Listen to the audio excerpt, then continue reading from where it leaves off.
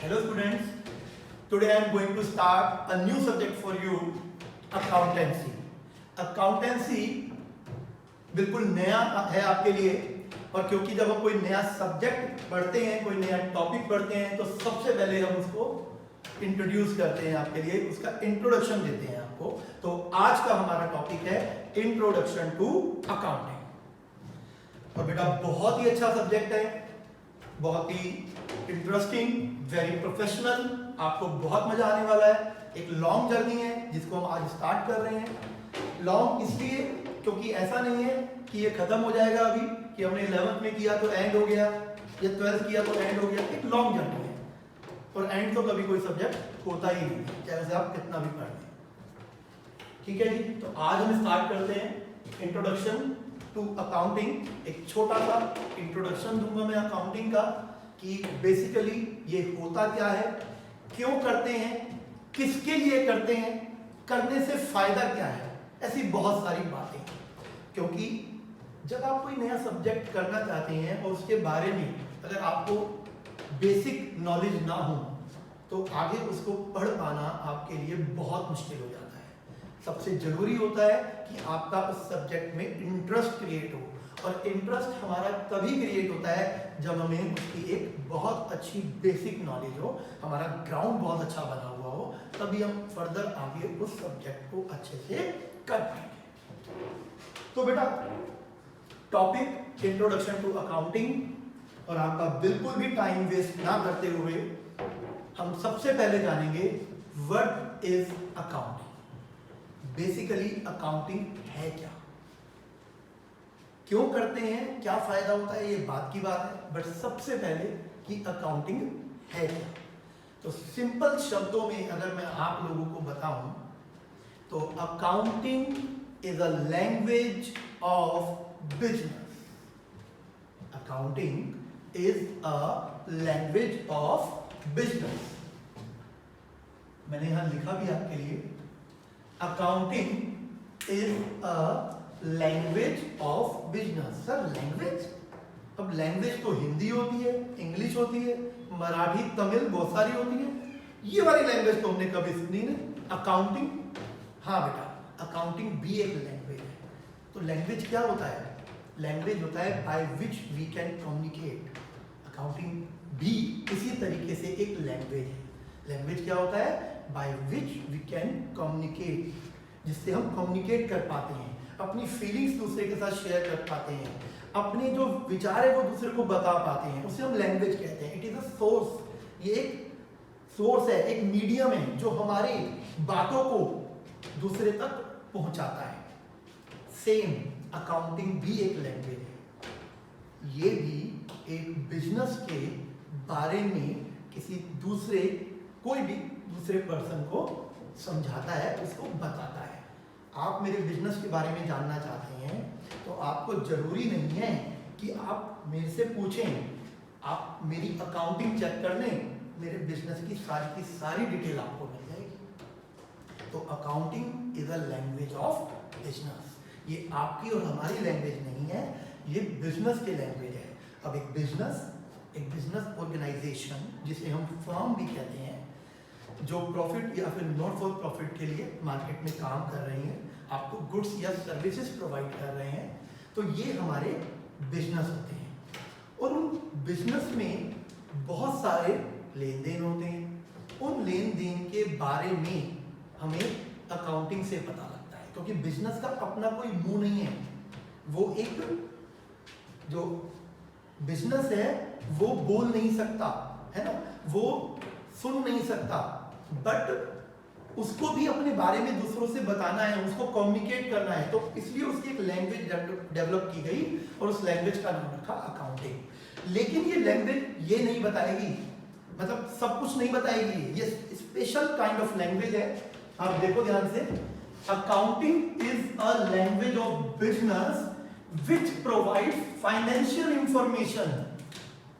Very important thing in accounts, सबसे important accounting का सबसे इंपॉर्टेंट पार्ट कि अकाउंटिंग आपको बिजनेस के बारे में सिर्फ उन्हीं ट्रांजैक्शंस या उन्हीं लेन देन के बारे में बताता है जो फाइनेंशियल नेचर की होती हैं, आप अकाउंट्स को देखकर, बेसिकली अकाउंट्स की बुक्स होती हैं, बुक्स ऑफ अकाउंट्स, जो लेजर, जर्नल, अब ये सब वर्ड्स आपके लिए नए हैं। तो बेसिकली आप किसी बिजनेस के बारे में जानना चाहते हैं तो उस बिजनेस के जो फाइनेंशियल इंफॉर्मेशन है, अकाउंट्स, वो आपको प्रोवाइड करेगा। और बेटा वैसे भी एक बिजनेस में ना इंपॉर्टेंट पार्ट फाइनेंशियल ही होता है।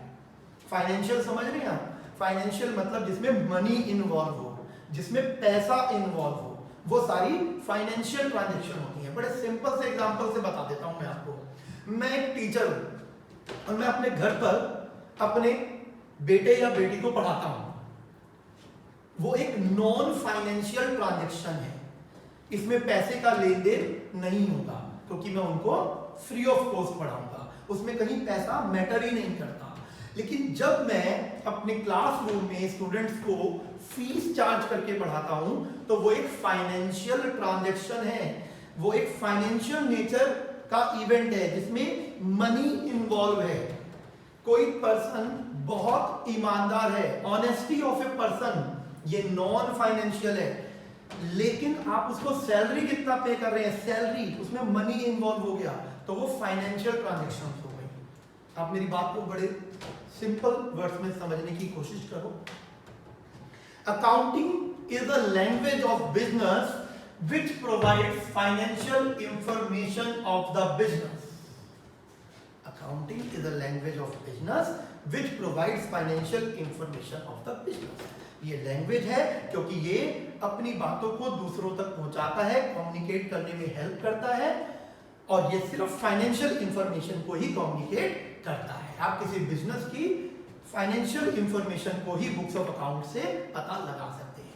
फाइनेंशियल इंफॉर्मेशन, एग्जांपल के लिए, उस बिजनेस ने इस साल कितने अमाउंट का बिजनेस किया, कितने रुपए के गुड्स बेचे, कितने रुपए के रॉ मटेरियल परचेज करे, किसको कितनी सैलरी दी, अल्टीमेटली क्या प्रॉफिट हुआ एक साल में, क्या लॉस हुआ, उसके पास कितने रुपए की एसेट है, यानी कि बिल्डिंग, मशीनरी, फर्नीचर या कार, उसे बैंकों का कितना पैसा देना है, ये सब अगर आपने ध्यान से सुना तो इन सब में मनी इन्वॉल्व थी। तो ये सारी बातें अकाउंट्स आपको बताता है। हमारे मैनेजर कितने ऑनेस्ट हैं, हमारे वर्कर कितने हार्ड वर्किंग हैं, ये सब बातें बुक्स ऑफ अकाउंट्स को देखकर आप पता नहीं लगा सकते। इसलिए हमने लिखा कि accounting is a language of business which provides financial information of the business. तो आप लोगों के लिए बहुत जरूरी बेटा डेफिनेशन को अच्छे से समझना, क्योंकि जो एक इतना बड़ा सब्जेक्ट आपने पढ़ना है, कई सालों तक आपको पढ़ना है, एटलीस्ट उसका बेसिक आपको पता होना बहुत जरूरी है। अब मैं आगे बढ़ता हूं, तो मैंने बताया कि accounting is a language of business. तो अकाउंटिंग तो हमने पढ़ लिया कि व्हाट इज अकाउंटिंग, लेकिन बेटा इसके बाद आपको यह भी समझना है कि there are 3 branches of accounting. Accounts 3 type की है, 3 ब्रांच है अकाउंटिंग की जो डिफरेंट एरिया में वर्क करती है, और ये 3 ब्रांचेस मैंने बताई, फाइनेंशियल अकाउंटिंग, कॉस्ट अकाउंटिंग और management accounting. There are 3 types of accounting, 3 branches of accounting जिन्हें हम बोलते हैं। तो ये आपके पास 3 है, फाइनेंशियल अकाउंटिंग, कॉस्ट अकाउंटिंग और management accounting. Basically financial accounting का काम क्या होता है? फाइनेंशियल अकाउंटिंग इनकम और एक्सपेंस में डील करती है।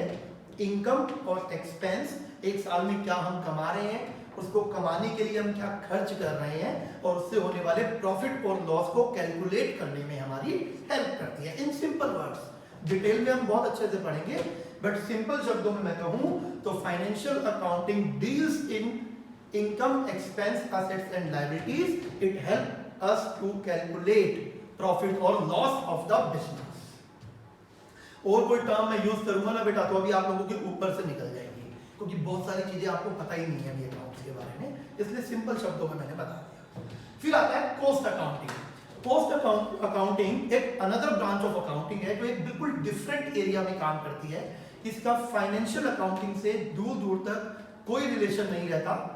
हाँ, एक दूसरे की इंफॉर्मेशन शेयर होती हैं, बट बेसिकली देखें तो कॉस्ट अकाउंटिंग फाइनेंशियल अकाउंटिंग से बिल्कुल डिफरेंट चलती है। कोस्ट आप सभी समझते हैं कोस्ट का meaning. Cost is the amount spent to generate और परचेज एनी प्रोडक्ट। अगर आप कोई चीज बना रहे हैं या उसे खरीद कर ला रहे हैं तो उसके ऊपर होने वाला खर्चा ही कोस्ट है, और उसको कैलकुलेट करने में जो अकाउंटिंग हेल्प करती है वो है कोस्ट अकाउंटिंग। तो basically cost accounting help us to calculate cost of the product we manufactured or acquired. It also helps to control the cost of the product and to fix the market price of the product. तो basically मोटे तौर पर coast accounting, मान लो मेरी factory में marker बनते हैं तो इन मार्कर को बनाने पर मुझे क्या खर्चा आता है, मैं कम से कम कितने रुपए में इस मार्कर को बना सकता हूं और इसको बेचना मुझे कितने रुपए में चाहिए अपना डिजायर्ड प्रॉफिट अर्न करते हुए। तो ये सब बातें कोस्ट अकाउंटिंग का पार्ट होती है। ठीक है जी, बहुत डिटेल में हम नहीं जा रहे क्योंकि ये भी एक अलग सब्जेक्ट है, हम अलग से पढ़ेंगे। मैनेजमेंट अकाउंटिंग, मैनेजमेंट नाम से ही पता लग रहा है कि ये मैनेजमेंट के लिए बनाई गई, ये मैनेजर्स के लिए बनाई गई। टू मैनेज द बिजनेस, ये बिजनेस को मैनेज करने के लिए बनाई गई, ये अकाउंटिंग मेथड्स को मैनेज करने के लिए बनाई गई, अकाउंटिंग प्रोसेस को मैनेज करने के लिए बनाई गई। तो management accounting helps the management accounting helps and assist the management to run a business effectively and efficiently, to make planning, to make strategies for the future.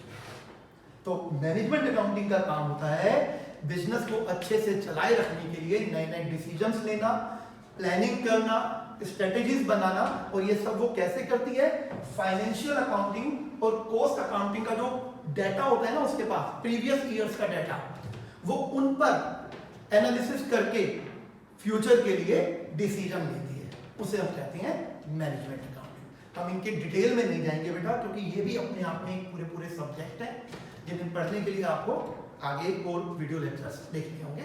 But 11th class के point of view से मैं बताऊं तो आपके लिए इतना जानना जरूरी है जितना मैंने आपको क्लास में अभी बता दिया, इससे ज्यादा आपसे कुछ भी नहीं पूछा जाएगा। अब अकाउंटिंग क्या है, उसकी ब्रांचेस क्या हैं और हम क्या पढ़ेंगे, हमारा टॉपिक है बेटा आज का फाइनेंशियल अकाउंटिंग।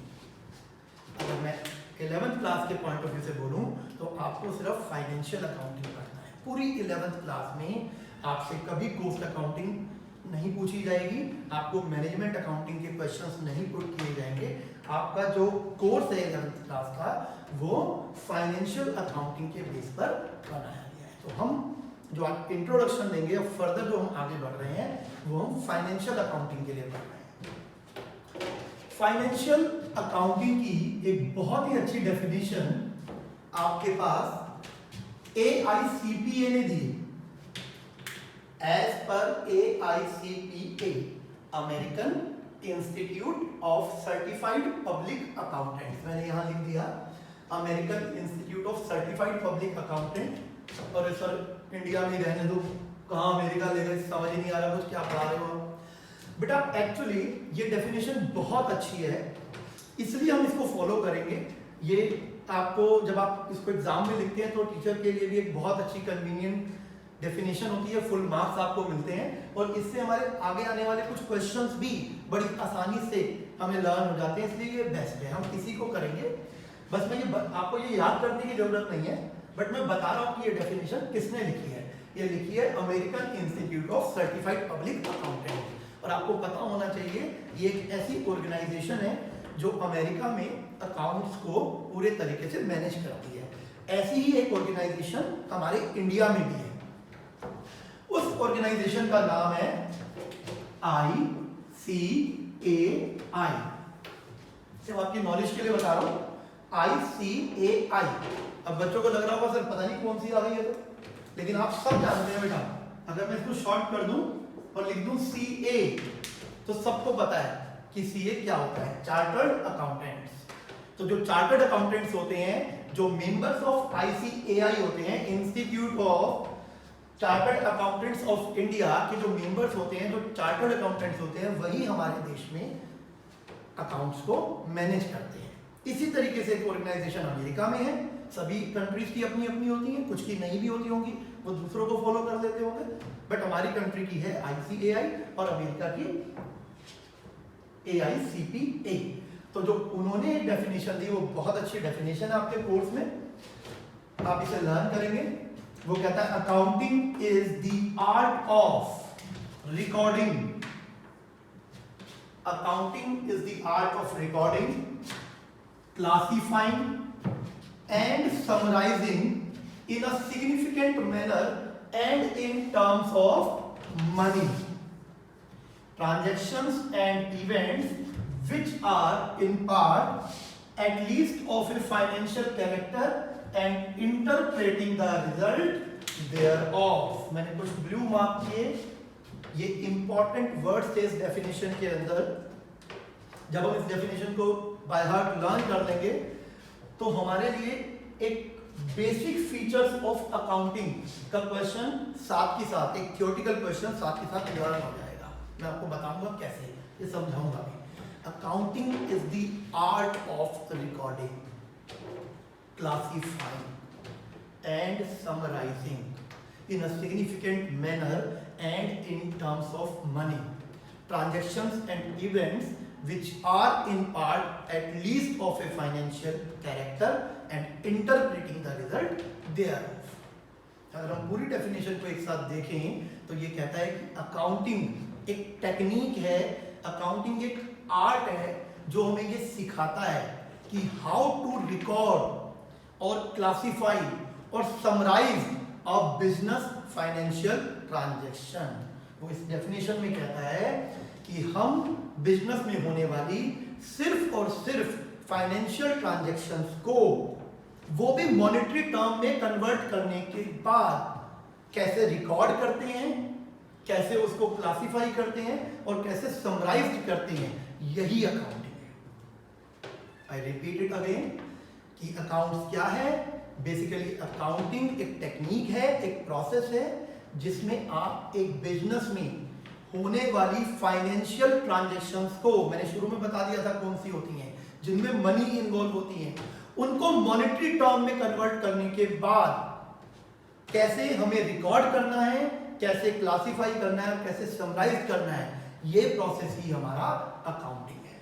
तो accounting is the art of recording, classifying and summarising in a significant manner and in terms of money transactions and events which are in part at least of a financial character and interpreting the result thereof। चलो अब एक एक word को हम अच्छे से समझ लेते हैं। इस डेफिनेशन के जो हाइलाइटेड वर्ड्स हैं उनको हम बेसिक फीचर्स ऑफ अकाउंटिंग में देखें, अगर आपको सभी को नजर आ रहा होगा यहाँ पर, तो मैं सबसे पहले लिखता हूं कि अकाउंटिंग का बेसिक फीचर, बेसिक मतलब जो अकाउंटिंग में होना जरूरी है, अदरवाइज अकाउंटिंग को अकाउंटिंग माना ही नहीं जाएगा। ये वो मिनिमम बेसिक फीचर्स हैं जो हर जगह अकाउंटिंग में होते ही होते हैं। सबसे पहले it is art of recording. Recording समझते हैं? रिकॉर्डिंग मतलब होता है to enter the data in books of accounts. Simple शब्दों में बोलूं, जब आप कोई भी चीज लिख लेते हैं वही रिकॉर्डिंग है। जब आप फाइनेंशियल ट्रांजैक्शंस को बुक्स ऑफ अकाउंट्स में लिख लेते हैं तो वो रिकॉर्डिंग अकॉर्डिंग टू अकाउंटिंग है। अगर आप जनरल कुछ भी लिख रहे हैं तो वो सब रिकॉर्डिंग है। जब फाइनेंशियल ट्रांजैक्शंस लिख रहे हैं तो वो रिकॉर्डिंग हमारी अकाउंटिंग के अकॉर्डिंग हो जाएगी। तो recording is to enter the data in books of account in original form as it is. जैसा हुआ वैसा ही लिख लो। मैंने रमेश को 50,000 रुपए दिए, लिख लिए। मैंने सुरेश को 5,000 रुपए दिए, मैंने लिख लिए। मोहन से 10,000 रुपए मेरे पास आए, मैंने लिख लिए। This is recording. चलो मैं देखूंगा किसने मेरी वीडियो ध्यान से देखी। फिर बारी आती है क्लासिफिकेशन की। क्लासिफिकेशन क्या होता है बेटा? क्लासिफिकेशन होता है ग्रुपिंग ऑफ ट्रांजैक्शंस को उनके नेचर के बेस पर, उनके फीचर्स के बेस पर उनकी ग्रुपिंग कर देना, अलग अलग कर देना। सारे इनकम वाले इधर आ जाओ, सारे एक्सपेंस वाले इधर चले जाओ। मैं सिंपल वर्ड्स यूज कर रहा हूं बेटा, अकाउंटिंग टर्म यूज नहीं कर रहा क्योंकि अभी आप उन चीजों को नहीं पकड़ पाओगे। तो क्लासिफिकेशन होता है ग्रुपिंग। जैसे आप करते हो ना नॉन लिविंग थिंग्स, जो सांस नहीं लेती, जो बोल नहीं सकती, जो सुन नहीं सकती। नॉन लिविंग, जो चल नहीं सकती। लिविंग, जिन्हें भगवान ने बनाया है, वो सांस लेती हैं। ऐसे ही अकाउंट्स में भी हम ग्रुपिंग करते हैं उनके नेचर के बेस पर कि भाई ये तो सारी एक्सपेंस वाली हैं, इलेक्ट्रिसिटी बिल दिया, रेंट दिया, ठीक है, कमीशन दिया, इंटरेस्ट दिया, अरे भाई बहुत खर्चा हो गया, इकट्ठा करके बता देते हैं। कोई पूछता अरे कितना हो गया भाई ऐसा, अरे यार इकट्ठा करके तो इस बार 60,000 रुपये खर्च हो गए इस महीने, तो घर पे स्कूल की फीस भी देनी पड़ी बच्चे की, ऑल आर एक्सपेंस। तो सेम नेचर था, सब में पैसा जा रहा था। ऐसे इनकम जब हम कमाते हैं तो जब हम अलग अलग कर देते हैं तो ये होता है क्लासिफिकेशन। रिकॉर्डिंग में हम जस्ट एंटर करते हैं, लेकिन क्लासिफिकेशन में हम उसको अलग अलग भी कर देते हैं। जैसे मैंने बोला था भाई 50,000 रुपये मेरे पास, मैंने 50,000 रुपये रमेश को दिए, फिर मैंने 5,000 रुपये मोहन को दिए, 10,000 रुपये सोहन से आए, तो मैंने यानी कि टोटल 55,000 रुपये दिए और टोटल 10,000 रुपये मेरे पास आए। ये क्लासिफिकेशन है कि जो आउटगोइंग ट्रांजेक्शन है वो 55,000 की है, जो इनकमिंग है वो 10,000 की है। फिर आता है समराइजेशन, समरी बनाना। आपने बहुत बनाई है छोटी क्लासेस में, इंग्लिश का एक बड़ा सा चैप्टर पढ़ते थे, पढ़ने के बाद एंड में लगता था भैया कुछ नहीं समझ में आया, फिर आप उसकी समरी, आपका कोई टीचर या कोई ऐसी हेल्प बुक होती थी जिसमें उस चैप्टर की समरी दी होती थी, या कोई टीचर आपको हेल्प कर देता था, या आपके कोई बड़े भाई बहन उसकी समरी बनाकर आपको सुना देते थे, आपको बड़े अच्छे से समझ में आ जाती थी। To convert the data into short and more meaningful manner is summarisation. एक क्लासिफाइड डेटा को छोटा करना, उसको अंडरस्टैंडेबल मैनर में कन्वर्ट कर देना ही समराइजेशन है। बड़ी टेक्निकल लैंग्वेज है, मैं आपको सिंपल लैंग्वेज समझाता हूँ। कितने पैसे गए थे मेरे पास से? सर 55,000 रुपये। कितने आए थे? सर 10,000 रुपये। कितने गए थे? सर 55,000। कितने आए थे? सर 10,000। अब मैं यही बोलता रहूँ, कुछ समझ ही नहीं आ रहा। यानी कि नेट मेरी जेब से कितने पैसे चले गए? सर 45,000। इस महीने आपके पास से चले गए 45,000। मैंने 55,000 जो गए उसमें से जो 10,000 आए माइनस कर दिए, तो उसे हम कहते हैं समरी, समराइजेशन, समरी बनाना। ठीक है, जैसे मैंने बताया था कि इस बार खर्चा बहुत हुआ, 60,000 रुपये का मेरा खर्चा हो गया, एक्सपेंस। 80,000 रुपये की मेरी इनकम हुई, इनकम, तो मेरा प्रॉफिट कितना हुआ? 20,000 रुपये। इनकम माइनस एक्सपेंस, यही समराइजेशन है।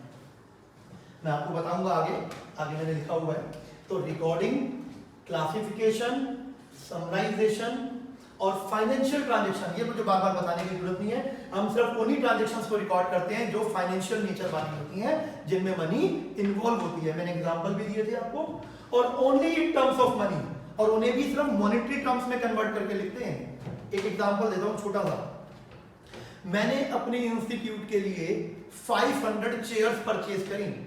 500 चेयर्स मैंने अपने इंस्टीट्यूट के लिए परचेज करी, न्यू चेयर्स, क्योंकि पुरानी बड़ी खराब हो गई थी और मुझे अब चाहिए थी। 500 चेयर्स मैंने परचेज करी। अब पैसे तो पक्का इसमें इन्वॉल्व है, मनी इन्वॉल्व है, ट्रांजैक्शन तो ये फाइनेंशियली है, बट मैं नहीं लिख सकता कि मैंने 500 चेयर खरीदी अकाउंट्स में। मुझे उसको कन्वर्ट करना पड़ेगा मॉनेटरी टर्म्स में। मैंने कहा भैया एक चेयर 1,000 रुपए की थी, चेयर थी 500, टोटल अमाउंट हो गया 5 लाख रुपए। मैंने 5 लाख रुपए की चेयर परचेज की। अपने कन्वीनियंस के लिए मैं ब्रैकेट में दिखा दूंगा 500 चेयर, बट अकाउंटिंग ऐसे अलाउड नहीं करती हमें कि हम उसे शो पक्का करें, वो हमसे डिमांड नहीं करती। बट हम अपनी कैलकुलेशन के लिए, अपनी नॉलेज के लिए, कि हम फ्यूचर में उसको देख सके कि कितनी चेयर आई थी, तो मैं लिख सकता हूँ। बट अकाउंट्स में तो मुझे फाइनल टर्म तो 5 लाख रुपए ही लिखना पड़ेगा। Chair purchase worth ₹5 lakh. This is only in terms of money. मतलब हम फाइनेंशियल ट्रांजैक्शंस तो बहुत सी होती हैं, बट उनको पहले मॉनेटरी टर्म में कन्वर्ट करेंगे और फिर लिखेंगे। क्वालिटी या क्वांटिटी हमें अकाउंट्स में नहीं लिखनी होती, हमें हमेशा मॉनेटरी टर्म्स को ही लिखना होता है। मैंने 5 डिब्बी मार्कर की परचेज करी, डजंट मैटर मैंने कितने रुपए की परचेज करी, ये बनाकर फिर मुझे अकाउंट्स में रिकॉर्ड करना होगा। तो रिकॉर्डिंग, क्लासिफिकेशन, समराइजेशन, ये सब बेसिक फीचर है।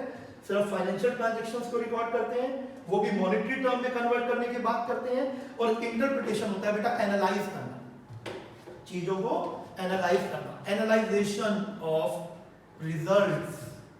जो रिजल्ट आपके निकल कर आए, जैसे कि कितना प्रॉफिट हुआ या नहीं हुआ, या लॉस हुआ, तो वो जो रिजल्ट है उनको एनालाइज करना कि भाई प्रॉफिट हुआ तो प्रॉफिट अच्छा है या खराब, उसे कंपेयर करना अपने प्रीवियस ईयर के प्रॉफिट से।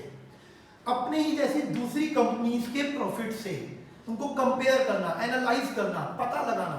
भाई मैं कहूँ मुझे इस साल 50 लाख रुपए का प्रॉफिट हुआ, सुनने में तो बड़ा अच्छा है, 50 लाख रुपए सर अच्छा ही तो हुआ है। बेटा पिछले साल 70 लाख रुपए का प्रॉफिट हुआ था, आप कैसा लग रहा है? खराब हो गया ना, थोड़ा डाउन चला गया। तो जब तक आप इंटरप्रेट नहीं करते, जब तक आप एनालाइज नहीं करते, तब तक रिजल्ट जो आपके निकल कर आए उनका कोई बेनिफिट नहीं होता आपके लिए। तो ये भी अकाउंटिंग के बेसिक फीचर्स में ही काम होता है, एनालाइजेशन। तो आपने देखा मैंने जितनी भी टर्म्स यहाँ लिखी वो सारी यहाँ पर भी लिखी हुई थी। तो अगर आप एक अच्छी सी डेफिनेशन, आप कोई और डेफिनेशन लर्न करेंगे और बाद में फिर इसको अलग से लर्न करेंगे, तो इट्स बेटर कि आप एक अच्छी सी डेफिनेशन लर्न करो और आपका एक और बड़ा क्वेश्चन जो 5 मार्क्स तक में आपसे पूछा जा सकता है वो कवर हो जाएगा। सारी बेसिक बातें आपकी इसी डेफिनेशन में कंप्लीट हो जाएगी और होपफुली आपको अकाउंटिंग के बारे में पता लग गया होगा। ठीक है कि अकाउंट्स क्या करता है? अकाउंट्स किसी भी बिजनेस के फाइनेंशियल ट्रांजेक्शन्स को रिकॉर्ड करता है, उनसे रिजल्ट निकालता है, हिसाब किताब रखता है सारा। आप भी रखते हो अपने घर में, हम भी रखते हैं अपना, आपके पेरेंट्स भी रखते हैं। बट अकाउंट्स में एक सिस्टमेटिक मैनर में वो डाटा प्रेजेंट हो जाता है, एक प्रॉपर यूनिवर्सल तरीके से जिसको सब मानते हैं, है ना। आपके और हमारे तरीके को हर कोई नहीं मानेगा, बट अकाउंटिंग को हर कोई फॉलो करता है। ये एक यूनिवर्सल मेथड है जो सब एक जैसा ही करते हैं। तो ये है हमारा अकाउंटिंग। हमने देखा कि अकाउंटिंग की डेफिनेशन क्या थी, उसके फीचर्स। अब यहाँ पर एक क्वेश्चन है हमारे पास, ऑब्जेक्टिव और एडवांटेजेस ऑफ अकाउंटिंग, जिसको मैंने स्लैश डाल के लिख दिया क्योंकि आप दोनों को ही एक करके आप दूसरे को भी बना सकते हो। पहले ऑब्जेक्टिव समझ लेते हैं, फिर कैसे एडवांटेज बन जाएंगे वो मैं आपको बता दूंगा। ठीक है, अकाउंटिंग के ऑब्जेक्टिव क्या होते हैं बेटा? ऑब्जेक्टिव्स ऑफ अकाउंटिंग मतलब हम अकाउंटिंग क्यों करते हैं? बहुत सिंपल, अब आप सबको पता लग चुका है, इतनी देर हो गई हमें आपस में बात करते हुए। सबसे पहला इंपॉर्टेंट ऑब्जेक्टिव और बड़ा ही आसान, हम बिजनेस क्यों करते हैं, हम कोई भी काम क्यों करते हैं? ताकि हमें प्रॉफिट हो। ठीक है, और प्रॉफिट हो रहा है या नहीं हर कोई जानना चाहता है, और प्रॉफिट हो रहा है या नहीं उसे कौन बताएगा? उसे अकाउंटिंग बताएगी, क्योंकि उसमें ऐसे मेथड्स हैं, ऐसे फॉर्मेट्स हैं, ऐसे टॉपिक्स हैं जिनको सीखने के बाद आप एक बिजनेस का प्रॉफिट और लॉस बड़े अच्छे से कैलकुलेट कर पाएंगे। टू कैलकुलेट प्रॉफिट और लॉस, हम अकाउंटिंग क्यों करते हैं? प्रॉफिट और लॉस को कैलकुलेट करने के लिए। To a certain financial position, किसी बिजनेस की फाइनेंशियल पोजीशन क्या है, आज वो कहां स्टैंड करता है, उसके पास कितनी एसेट्स हैं और कितनी लायबिलिटीज। दोनों ही ऐसी टर्म यूज कर दी मैंने जो अभी तक आपने सुनी ही नहीं है। असेट यानी कि हमारी प्रॉपर्टीज और लायबिलिटीज यानी कि हमारी देनदारियां। असेट प्रॉपर्टीज जो हमारा अपना है, हमारी कार, हमारी गाड़ी, हमारा बंगला, ये सब हमारी असेट, और लायबिलिटीज जो हमें बैंक से हमने लोन्स ले रखे हैं। बट ये तो आपकी हमारी बात हो गई ना, मैं बिजनेस की बात कर रहा हूं कि बिजनेस के पास factory building, machinery, raw material जो उसकी असेट है, जो उसकी प्रॉपर्टीज हैं, जो उसके रिसोर्सेज हैं, वो कितने हैं और उसने बाहर से लोन कितना उठा रखा है। ये होती है फाइनेंशियल पोजीशन। तो ये भी हमें पता लग जाता है कि किसी बिजनेस की फाइनेंशियल पोजीशन क्या है, वो आज की डेट में कहां पर स्टैंड करता है। एक पॉइंट ऑफ टाइम पर ये बिजनेस की एसेट्स और लायबिलिटीज के बारे में आपको इंफॉर्मेशन प्रोवाइड करता है, और इसीलिए हम अकाउंटिंग करते हैं, क्योंकि कोई भी बिजनेसमैन, कोई भी ऑनर ये जानना चाहता है कि आज हम कहाँ स्टैंड करते हैं, हमारे पास हमारा अपना कितना पैसा है, हमारी अपनी कितने रिसोर्सेज हैं, और हमने बाहर से कितने रिसोर्सेज ले रखे हैं जो उधार है, जो हमें बाद में चुकाने पड़ेंगे। टू मेंटेन सिस्टेमेटिक रिकॉर्ड्स, जब आप अकाउंट्स करते हैं, रिकॉर्डिंग करते हैं, तो अपने आप ही आपके रिकॉर्ड सिस्टमेटिकली मेंटेन हो जाते हैं।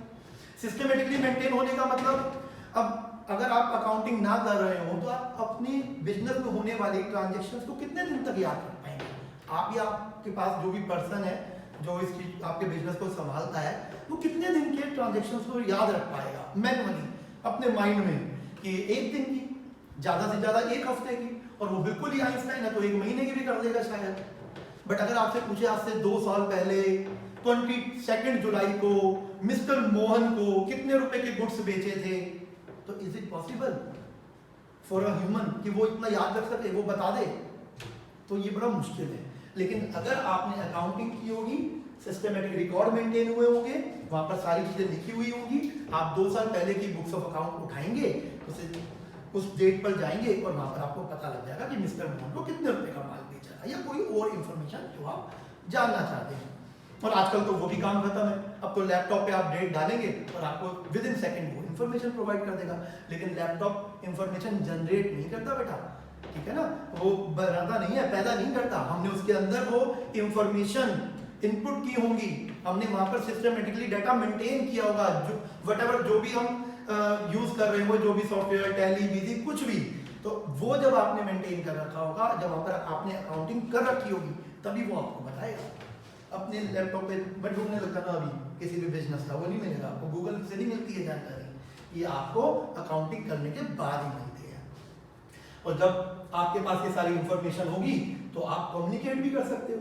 इसका एक सबसे अच्छी एडवांटेज जो इसकी लैंग्वेज सबसे पहले डेफिनेशन में थी कि इट्स लैंग्वेज ऑफ बिजनेस, तो ये कम्युनिकेट करता है। मुझे जानना है आपके बिजनेस के बारे में, मैं आपकी बुक्स ऑफ अकाउंटिंग देख लूंगा, मुझे पता लग जाएगा इस साल क्या प्रॉफिट हुआ, पिछले साल क्या था, उससे पिछले साल क्या था, ग्राफ बढ़ रहा है, कम हो रहा है या बढ़ घट रहा है, कुछ भी है ना। तो ये आपको कम्युनिकेट करता है, टोटल कितनी सेल हुई, टोटल कितना परचेज हुआ, एम्प्लॉयज को कितनी सैलरी जाती है, ये सारी बातें, फाइनेंशियल इंफॉर्मेशन सारी की सारी हमें कम्युनिकेट कर सकता है। जो चाहे उसको ये कम्युनिकेट कर सकता है। और हम आगे पढ़ेंगे इसके यूजर्स होते हैं बेटा, ऐसा नहीं है कि कोई भी, मैं आपके बिजनेस में क्यों इंटरेस्टेड होऊंगा, ऐसे कोई नहीं होता किसी के बिजनेस में। इसके यूजर्स होते हैं भाई, ऑनर, एम्प्लॉयज, वो बैंक्स जिन्होंने आपको लोन दिया हुआ है, उनको कम्युनिकेट करता है। ऐसे नहीं कि कोई भी जा रहा होगा तो परचेज चौका कर बांट देगा, लो भाई रिजल्ट अब कम्युनिकेट, ऐसा नहीं होता है, ठीक है भाई। तो हमने देखा what is accounting, basic features of accounting, और हम अकाउंटिंग क्यों करते हैं, और यही इसके फायदे होते हैं। बस थोड़ा सा चेंज कर दो लैंग्वेज को। It help us to calculate profit और लॉस ऑफ द बिजनेस, कितना बड़ा फायदा। It help us to ascertain financial position of the business, it help us to maintain systematic records for the future guidance, it help us to communicate result to its users, है ना, ऐसे बहुत सारे। It's a good evidence in the court, ऐसे इसके advantages भी बन जाते हैं, बहुत होते हैं बेटा। आप अपनी बुक्स उठाएंगे, पढ़ेंगे तो आपको अच्छे से समझ में आ जाएगा, ऐसी कोई दिक्कत नहीं। आज का लास्ट टॉपिक हम देखेंगे प्रोसेस ऑफ अकाउंटिंग, और ये तो हम चुटकियों में कर लेंगे, इसमें हम बिल्कुल टाइम नहीं खराब करने वाले। प्रोसेस ऑफ अकाउंटिंग आज का हमारा आखिरी टॉपिक इस वीडियो का, process of accounting. Accounting work करता कैसे है? प्रोसेस मतलब ग्रुप ऑफ स्टेप्स। भाई आप जब आप चाय बनाने जाते हो तो चाय बनाने का क्या प्रोसेस है? भाई हम एक फ्राइंग पैन लेते हैं सर, उसमें हम वाटर ऐड करते हैं, टी लीव्स ऐड करते हैं, शुगर ऐड करते हैं सर, फिर उसमें, और मिल्क तो मैं भूल ही गया, फिर हम उसमें मिल्क भी डाल देते हैं, फिर हम उसको बॉयल करते हैं, ऐसे करके टी बन जाती है। This is the process of T making. आज मैंने सिखा दिया, घर पे ट्राई कर सकते हो। लेकिन वापस आ जाते हैं अपने प्रोसेस ऑफ अकाउंटिंग पर। ऐसे अकाउंटिंग का भी एक प्रोसेस है बेटा, कहाँ से शुरू, कहाँ पर खत्म, कैसे शुरुआत होगी, और मैं बात फाइनेंशियल अकाउंटिंग की कर रहा हूँ, कहाँ से शुरू होगी और कहाँ पर जाकर के एंड हो जाएगी प्रोसेस। सब कुछ आप समझ चुके हैं, मुझे बार बार डिटेल करने की जरूरत नहीं है, इसलिए मैंने सोचा कि मैं इसी वीडियो में इसको कंप्लीट करूं, क्योंकि बाद में नहीं तो फिर आपको दोबारा से सब चीजें रिकॉल करनी पड़ती। 5 स्टेप में मैंने पूरी करने की कोशिश करी। पहला, आइडेंटिफाई फाइनेंशियल ट्रांजैक्शंस। सबसे पहले एक अकाउंटेंट बिजनेस में होने वाली फाइनेंशियल और नॉन फाइनेंशियल ट्रांजैक्शंस को अलग अलग कर देता है, और उसके काम की कौन सी होती है? फाइनेंशियल। और उन फाइनेंशियल ट्रांजैक्शंस को वो रिकॉर्ड करता है। रिकॉर्ड का मतलब मैंने बताया, to enter a business transaction, a financial transaction of business in books of accounting. और उस बुक का नाम होता है बेटा जर्नल बुक, जिसमें वो रिकॉर्ड करता है। पहले वो आइडेंटिफाई करेगा और कि कौन सी फाइनेंशियल ट्रांजैक्शन है, और उनको रिकॉर्ड कर देगा। और कौन सी बुक में करेगा? जर्नल बुक में। हम आगे की वीडियोस में सीखेंगे जर्नल बुक क्या होती है। और भी बहुत सारी बुक होती हैं जिसमें वो रिकॉर्ड करता है, like cash book, purchase book, sales book, but उतना अभी नहीं, जितना समझ में आए अभी हम उतना पढ़ेंगे। तो identifying financial transactions, then recording, और जब वो रिकॉर्ड हो जाती है तो फिर हम उसको क्लासिफाई करते हैं, उसकी ग्रुपिंग करते हैं। क्योंकि बेटा जब तक ग्रुपिंग नहीं करेंगे तो हमें पता नहीं लग पाएगा, क्योंकि हमने रिकॉर्ड तो रैंडमली किया होता है। जो रिकॉर्डिंग होती है वो तो सारी की सारी रैंडमली होती है कि जो ट्रांजेक्शन जब हुई तभी लिख ली, बट फिर हम उसको छांटते हैं 10 दिन बाद, 15 दिन बाद, महीने बाद। या आजकल तो अकाउंटिंग सॉफ्टवेयर है, एंट्री करी वो अपने आप उसको ग्रुप बना देता है, कौन सी ट्रांजेक्शन किससे रिलेटेड है। एक्सपेंस वाली एक्सपेंस में चली जाएंगी, इनकम वाली इनकम में चली जाएंगी, सोहन से रिलेटेड सारी सोहन में चली जाएंगी, मोहन वाली सारी मोहन में चली जाएंगी। Classification by preparing ledger, most important part of accounting, हम सीखेंगे बड़े अच्छे से लेजर बनाना। इसी को हम दूसरे नाम से भी बोलते हैं अकाउंट। तो सारा अकाउंट तो यही है, क्लासिफाइंग। फिर समराइजिंग, मैंने बताया आपको लास्ट में हम रिजल्ट फाइंड आउट कर लेते हैं, अभी सीखा था। सारे इनकम में से सारे एक्सपेंस माइनस करें, प्रॉफिट निकल गया। तो समराइजिंग हम कैसे करते हैं? बाय प्रिपेयरिंग ट्रायल बैलेंस और profit and loss account and balance sheet. कुछ नाम आपको नए नजर आएंगे बेटा, धीरे धीरे वो आपको आपके लिए नॉन हो जाएंगे, आपके लिए इजी हो जाएंगे। Last interpretation analysation of financial transaction. तो दिस इज द प्रोसेस। अब मैं बार बार उन्हीं टर्म्स को रिपीट नहीं कर रहा, अगर आपको बार बार सुनना है तो आप वीडियो को रिपीट करके देख लें। मैंने यहाँ पर वही सारी बातें आपके लिए बहुत अच्छे से क्लियर करी थी। तो देखो, प्रोसेस ऑफ अकाउंटिंग जानना आपके लिए बहुत जरूरी था। आज हमने बिल्कुल बेसिक ऑफ अकाउंट्स पढ़ा, कोई स्पेशल चीजों को हमने नहीं लिया, क्योंकि अभी हम ले भी नहीं सकते थे। तो प्रोसेस आप याद रखना, आइडेंटिफाइंग ऑफ बिजनेस ट्रांजेक्शन से स्टार्ट करके आइडेंटिफिकेशन ऑफ फाइनेंशियल ट्रांजेक्शन से स्टार्ट होकर इंटरप्रिटेशन पर जाकर एक बार के लिए ये एंड हो जाता है। उसके बाद मैनेजमेंट अकाउंटिंग का रोल शुरू होता है कि वो उस इंटरप्रिटेशन, जो रिजल्ट होता है इंटरप्रेटेड रिजल्ट, जो एनालिसिस होते हैं उनके ऊपर वो डिसीजन लेते हैं, स्ट्रेटेजी बनाते हैं, वो अनदर मैटर है, हमने नहीं पढ़ना अभी। तो identification, recording, classifying, summarising and interpretation. तो होपफुली आज का लेक्चर आपको अच्छा लगा होगा, चीज़ें आपको समझ में आई होंगी। बट बेटा फिर भी एक बार आप इस बोर्ड की को फिल करके एक बार जब आप इसकी पिक ले लेंगे, उसके बाद इसको अच्छे से पढ़ने के बाद वीडियो को एक आध बार और देखना और अच्छे से इसको कंप्लीट करना। जब ये लेक्चर आप अच्छे से कंप्लीट करोगे तो फिर आपको नेक्स्ट लेक्चर प्रोवाइड करेंगे। ओके बेटा, बाय, टेक केयर।